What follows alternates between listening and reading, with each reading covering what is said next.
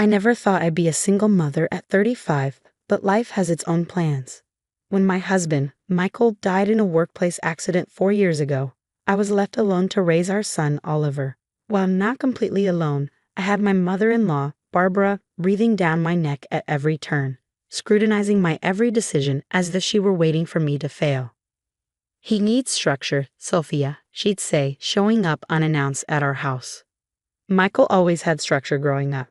Or, "Are you sure those after-school activities are challenging enough?" Michael was already in advanced programs at his age. Michael this, Michael that. Sometimes I wondered if Barbara saw Oliver as a person in his own right or just a vessel to recreate her perfect son. Don't get me wrong, Michael was wonderful, but he wasn't perfect. Nobody is, except in Barbara's carefully curated memories. I focused on giving Oliver what he needed: love, support, and the freedom to be himself.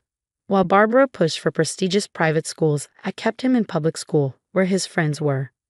When she insisted on competitive sports, I let Oliver choose art club instead. Each decision earned me another disapproving look, another subtle dig about my parenting. "I just worry about his future," Barbara would say, lips pursed into that familiar frown. "You're too soft on him, Sophia. Boys need a firm hand." The morning of Oliver's high school graduation dawned bright and clear. I stood in front of my bedroom mirror, smoothing down my navy dress and fighting back tears. Michael should have been here for this. He should have been helping Oliver with his tie, making bad dad jokes to lighten the mood, beaming with pride as our son received his diploma. "Mom?" Oliver's voice pulled me from my thoughts. He stood in the doorway, struggling with his graduation tie. "Help." My heart swelled as I turned to face him. At 17, he was already taller than me, with his father's strong jaw and my dark curls. But his gentle spirit was all his own. "Come here," I said, reaching for the tie. As I adjusted it, I caught his reflection in the mirror. "Your dad would be so proud of you today, Ollie."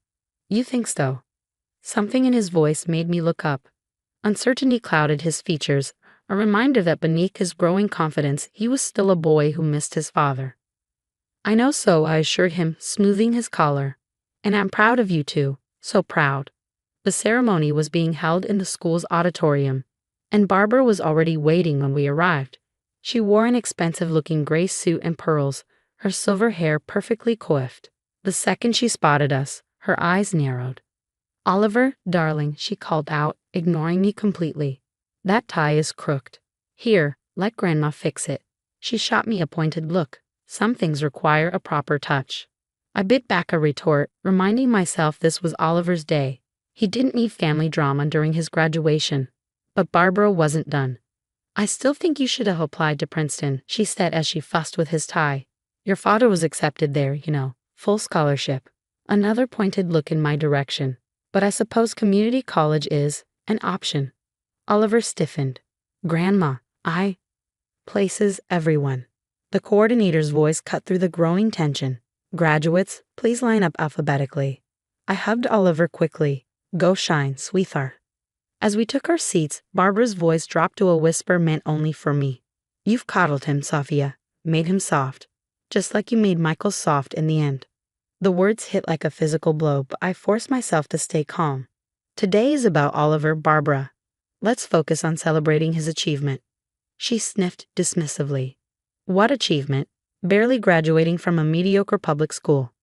Michael was valedictorian. He had a real future ahead of him before. "Before what?" I turned to face her fully. "Before he met me." "Well, if the shoe fits." Her voice was ice. "He could have been running the company by now. Instead, he was working that dangerous construction job because you convinced him to follow his passion." She spat the last word like it was dirty.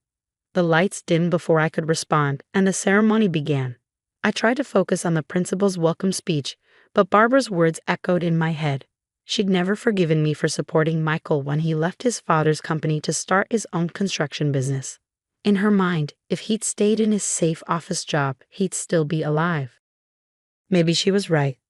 The thought crept in despite my best efforts to banish it. If I hadn't encouraged Michael to follow his dreams, would he still be here? Would Oliver have grown up with a father? And now the principal's voice cut through my spiral of guilt. "We'll begin presenting the diplomas." I washed through tears as student after student crossed the stage. When they called Oliver Harrison, I held my breath. My beautiful boy walked across that stage with his head held high, and I could have sworn I saw Michael's smile in his face. Then Barbara stood up. Is this what you wanted, Sophia?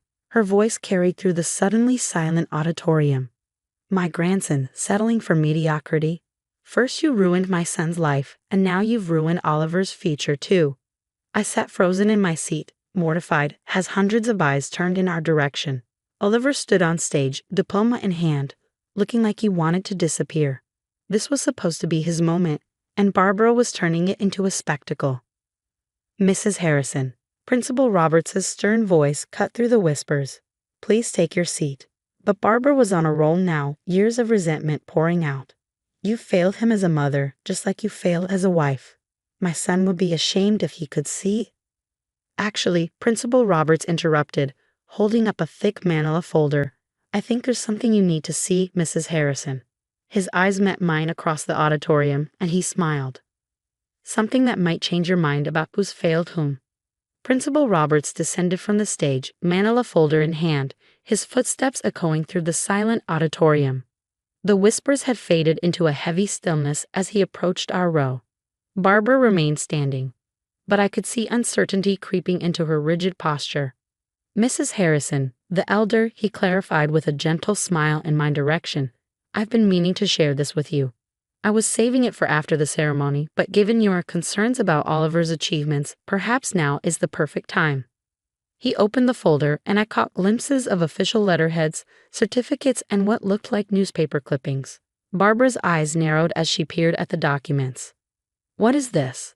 She demanded, though her voice had lost some of its earlier venom.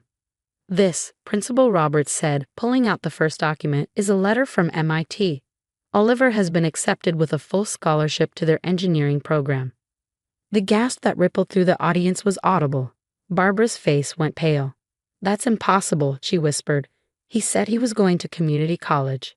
Because I asked him not to tell anyone yet, I found myself saying, my voice stronger than I expected. He wanted to spare your feelings, knowing how set you were on Princeton. Principal Roberts nodded, pulling out more papers. Oliver's essay scores placed him in the top 1% nationally, but more importantly, his independent research project on sustainable building materials caught MIT's attention. They were particularly impressed by how he combined engineering principles with his father's construction background. I watched as tears began to form in Barbara's eyes. Principal Roberts wasn't finished. This, he continued, showing another document, is a patent application. Oliver developed a new type of reinforced concrete that's both more environmentally friendly and potentially safer for construction workers. He dedicated it to his father's memory. The sound that escaped Barbara's throat was somewhere between a gasp and a sob. I remembered the long hours Oliver had spent in his room working on that project. How he'd refused to tell me all the details because he wanted it to be a surprise. But Barbara's voice trembled. He never said anything. He's in art club, for heaven's sake. He doesn't even play sports. Actually, Principal Roberts smiled. Oliver used the art club's 3D printer to create his project prototypes. He taught himself computer-aided design to model his ideas. As for sports, he pulled out a newspaper clipping. He's been volunteering at the Children's Hospital, teaching art therapy to kids in the cancer ward. The hospital's director wrote one of his recommendation letters.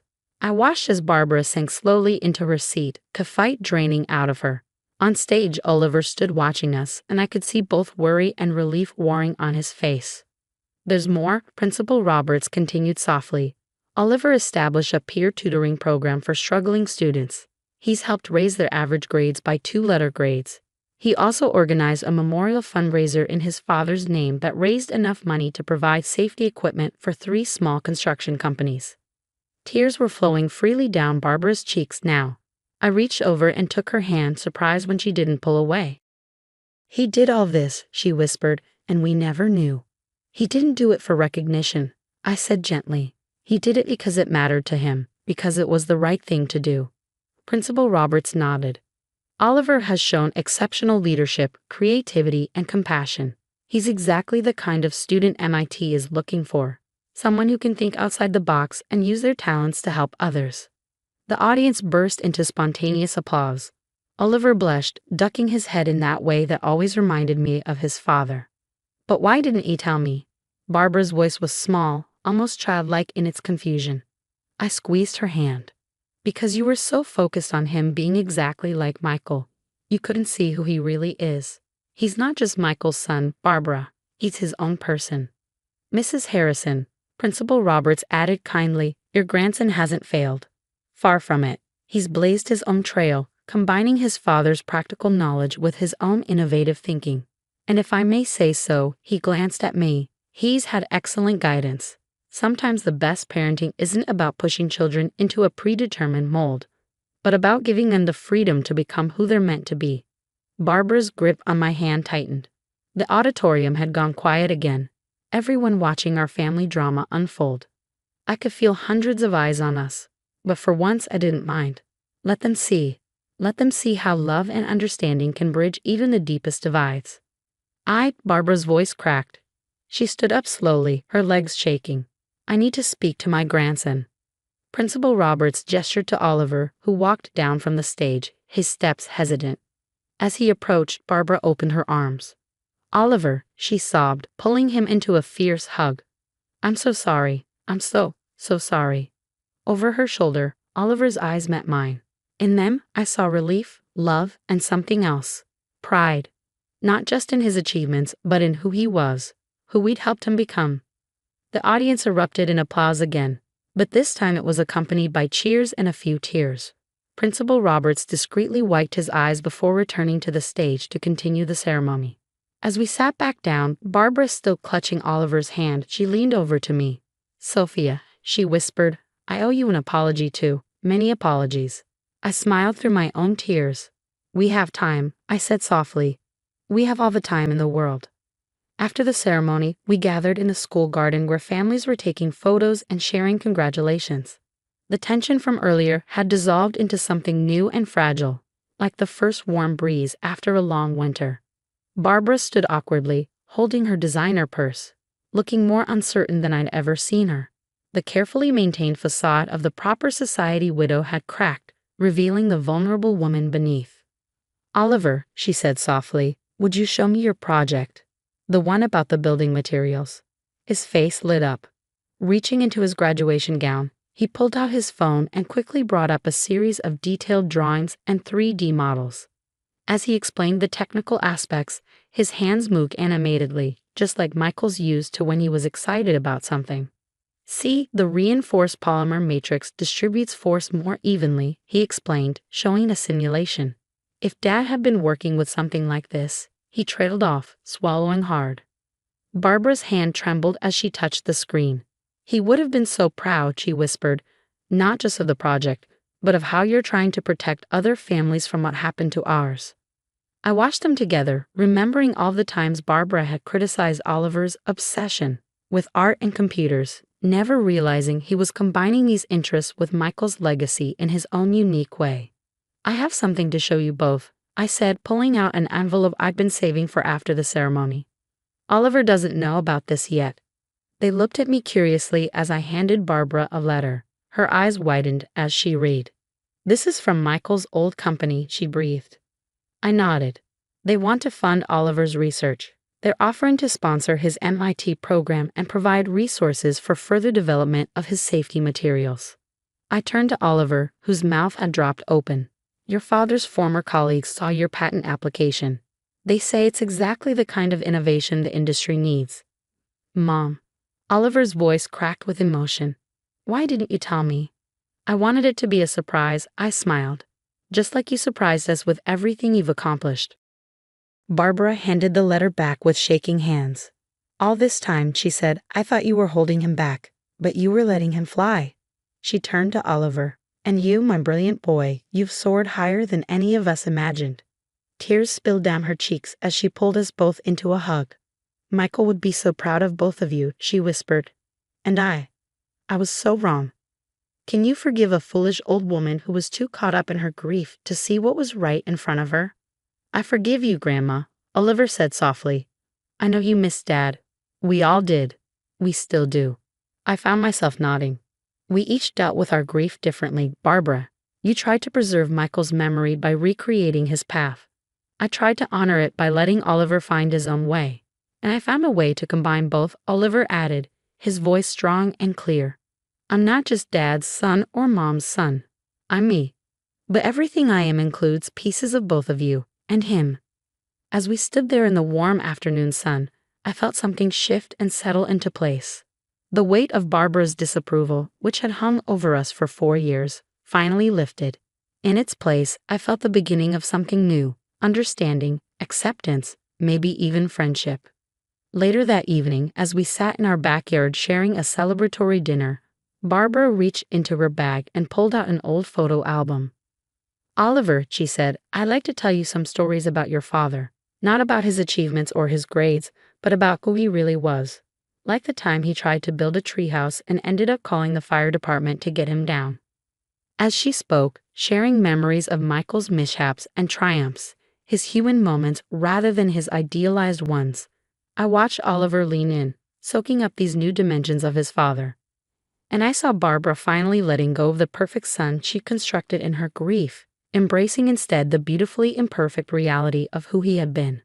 In that moment, I felt Michael's presence so strongly it took my breath away. He was there in Oliver's laugh, in Barbara's softening eyes, in the way the three of us were finally becoming what we should have been all along, a family. Sometimes it takes a dramatic moment to break down the walls we build around our hearts. Sometimes it takes a principal with a folder full of achievements to show us what we've been too blind to see. But mostly, it takes love. Love strong enough to survive grief, to forgive mistakes, and to accept each other for who we really are. As the stars began to appear in the darkening sky, I raised my glass. To Oliver, I said, and to new beginnings. To family, Barbara added softly, her eyes shining with tears and hope. To all of us, Oliver finished, past, present, and future. Our glasses clinked together, the sound ringing clear and true in the peaceful evening air.